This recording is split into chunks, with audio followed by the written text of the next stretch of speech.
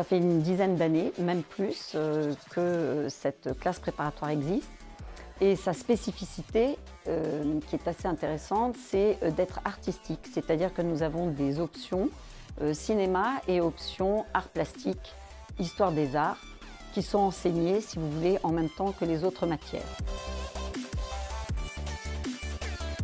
Alors une semaine type, c'est particulier parce qu'il y a moins de cours qu'au lycée, mais le travail à la maison est très conséquent et demande une certaine rigueur de travail qui est assez importante. Du coup, ce qui change par rapport à la terminale, c'est qu'on a des DS qui sont le samedi, le samedi matin. On a aussi les cols, donc on a des trinômes de cols, on est par 3 et dès le début de l'année, on a eu un emploi du temps de toute l'année sur tous nos DS jusqu'à juin.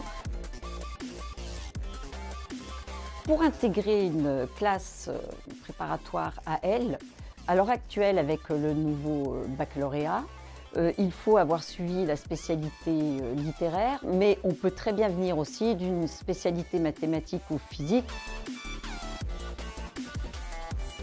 Les heures de cours représentent 24 heures par semaine et je pense qu'en heures de travail, pour bien s'intégrer à la classe préparatoire, il faut environ 20 heures de travail à la maison par semaine. Donc nous accueillons nos étudiants sur le campus d'Alzon et à proximité des 3 résidences d'Alzon, dans lesquelles ils trouvent des studios pour se loger et d'un internat.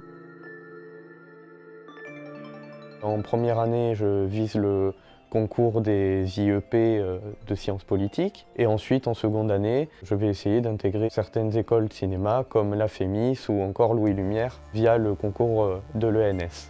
Au bout des 2 années de classe préparatoire, nos étudiants passent le concours de l'ENS, qui est obligatoire, qui leur permet d'aller vers l'enseignement. Et là, ils peuvent tenter les écoles de commerce, par exemple Neoma ou Kedge. Ils peuvent tenter l'école de management culturel et politique, l'ISMAP. Ils peuvent tenter l'école du Louvre pour la spécificité cinéma, la FEMIS. Ils peuvent tenter aussi, par le biais de labels, les concours IEP et l'ISIT, qui est l'école d'interprétariat et de traduction.